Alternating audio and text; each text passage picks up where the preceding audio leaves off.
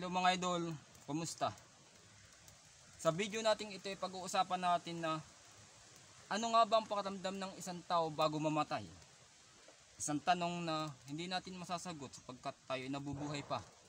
Kundi ang pag-uusapan natin ngayon ay ano nga ba ang pakiramdam ng isang taong nakaratay na at hinihintay na lang ang mga huling sandali niya dito sa mundo natin. Maraming mga tao ang nagbibigay ng bawat bagay bago sila mamatay mga idol.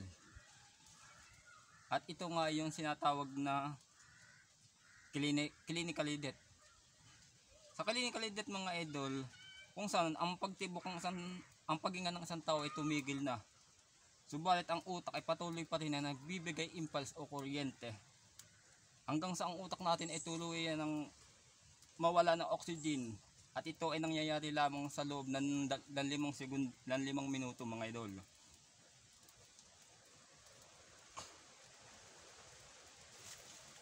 Ang mga tao nakaranas ng near death experience o nai-report lamang na clinical death, tumigil ang puso, ang paghinga, pero ang utak ay nananatili pa ring buhay.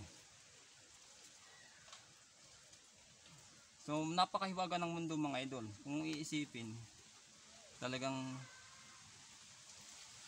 hindi natin maipaliwanag mga idol kung bakit talaga ang kamatayan ay hindi kayang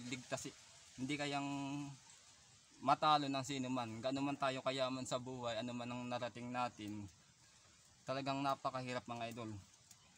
Dadaan tayo sa proseso ng kamatayan. Kasi napakahiwaga ng utak natin mga idol. Napakahiwaga. Makapangyarihan ng utak natin. Yan, makapangyarihan ng utak natin. Dahil kaya ng utak natin na gawing magaan ang paglisan natin sa mundong ito mga idol. Yan. Ay,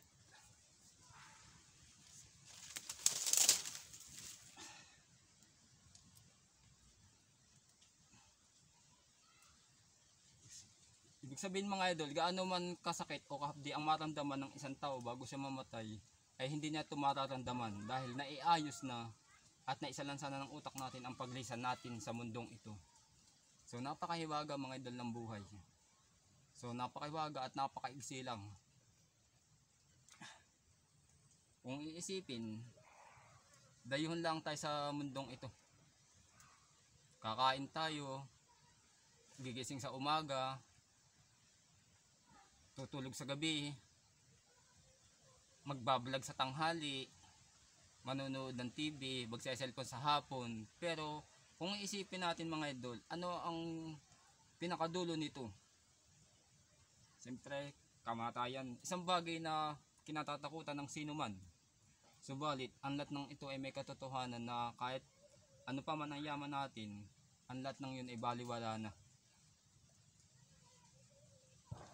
Napakatalino, napakahiwaga ng isip natin mga idol. Napaka makapangyarihan. Biruin mo, gaano man kasakit o kahapdi ang maramdaman ng isang tao, ay mawawala na ito. Dahil iniayos at isinasalansa ng utak natin bago ngayon mabawian tayo ng buhay. So parang nagiging inspire sa akin mga idol yung mga ganyong salita sa kung paano nabubuhay ang tao sa kabila ng pang araw-araw niyang buhay. Kung minsan hindi rin masama ang mag-emote mga idol. Talagang okay din naman ang mag-emote paminsan-minsan. Wala ko.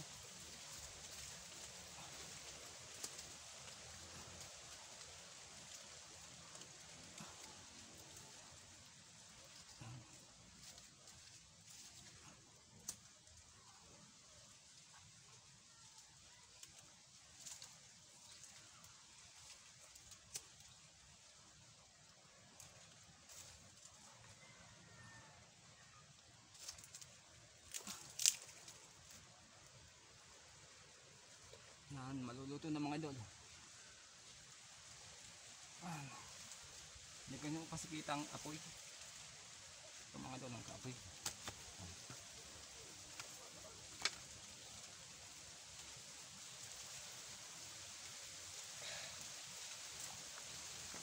May sagit, may ano pa tayo. Ito mga idol. So ibig sabihin mga idol, ang pain, ang hapdi, ang pain, simbolo ng buhay. Once nasasaktan ka, ibig sabihin may buhay, buhay ka pa.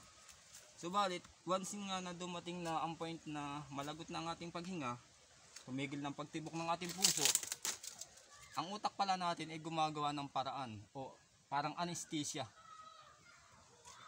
Kumbaga, gaano man kasakit o kahapdi ang pakiramdam o maramdaman mo bago ka mamatay, ang lahat ng yan ay mababaliwala na dahil isinaayos na at isinalansa na ng utak natin ang paglisa natin sa mundong ito. So napakaganda mga idol, kahit palit-ulit ko siya na binibigas, talagang tuwan-tuwa ako mga idol. Napaka meaningful. So napakaganda siya. So hilaw pa.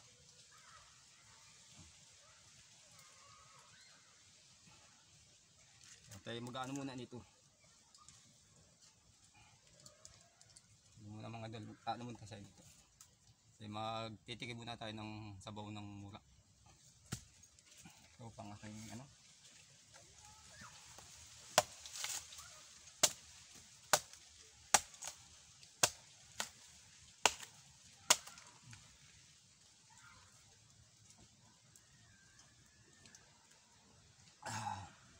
Sarap. Sarap mga idol, sarap. Diba?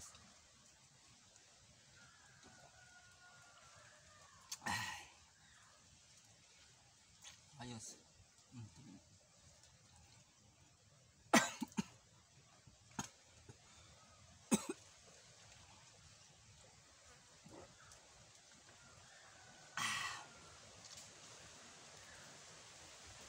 Buksan ko mga idol.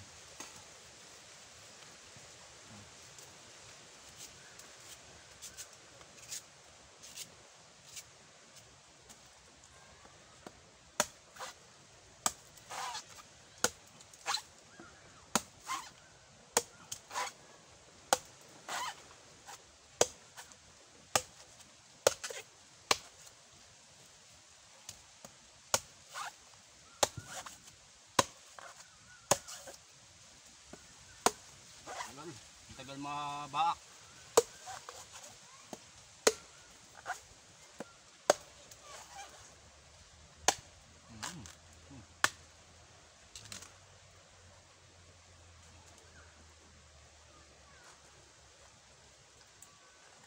Putik-putik mga idol, putik-putik.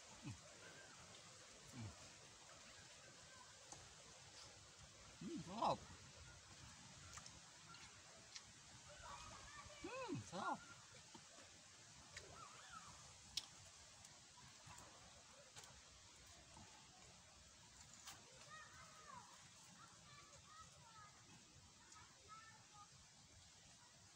Putik-putik mga idol, oh. Putik-putik siya.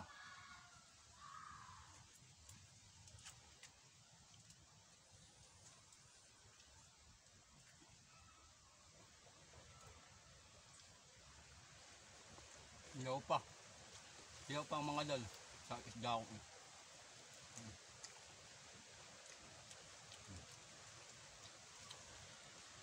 Mamaya ko lulutuin ulit. So.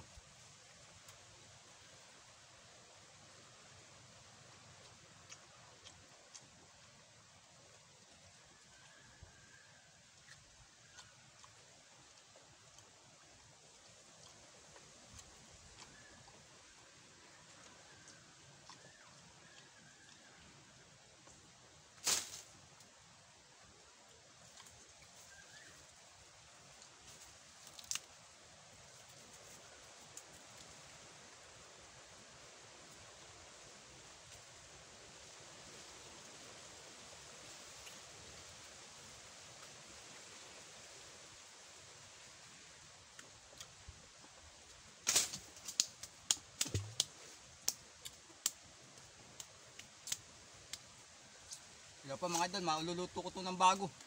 Hilaw pa.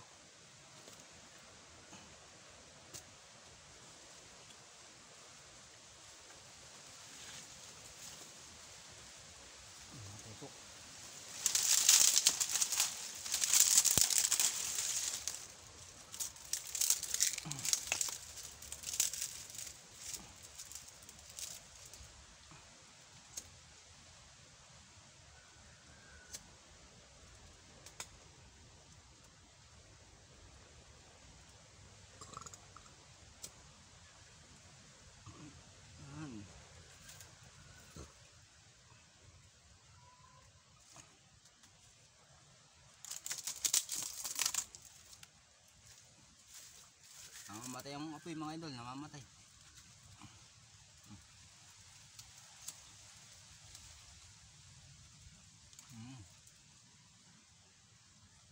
Ayan.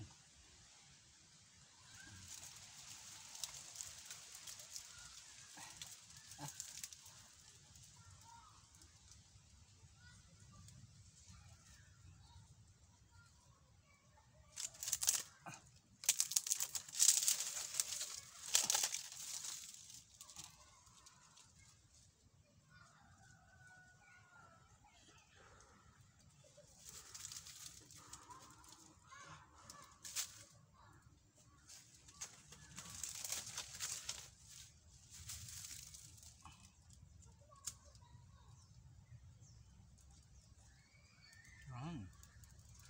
Mga idol, may apoy na ako.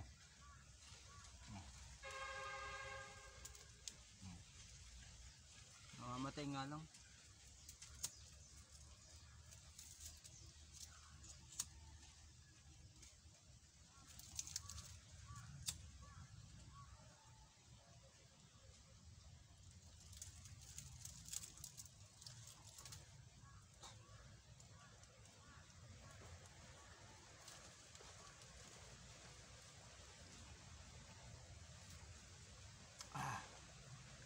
Ayaw mag-apoy mga idol. Ayaw.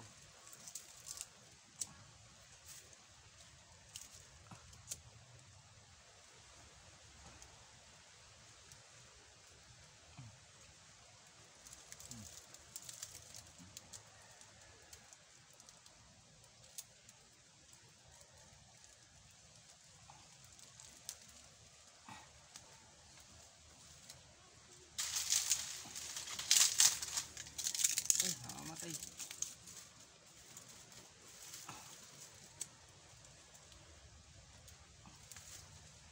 Ayaw mag-apoy. May late natin tayo, ayaw pa mag-apoy.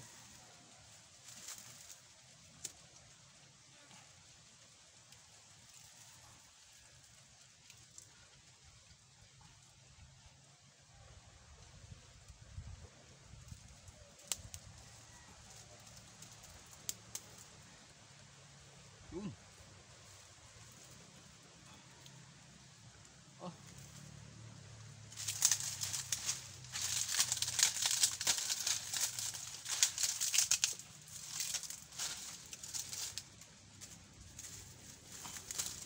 Ay.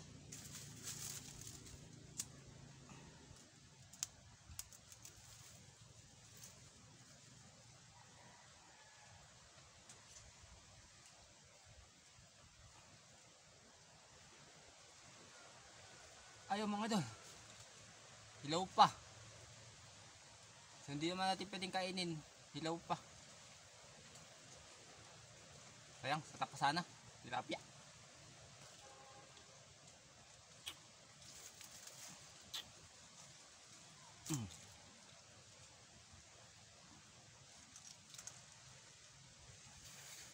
So tayo na mga idol, uwi na ako. Salamat sa panonood. Kahit sa simpleng video ay nakagawa na naman tayo ng isang video na ewan natin, hindi natin alam kung saan nga ba patungo ang pagbablog kong ito. Salamat sa lahat mga idol sa panonood. Thank you for watching. Salamat. Thank you.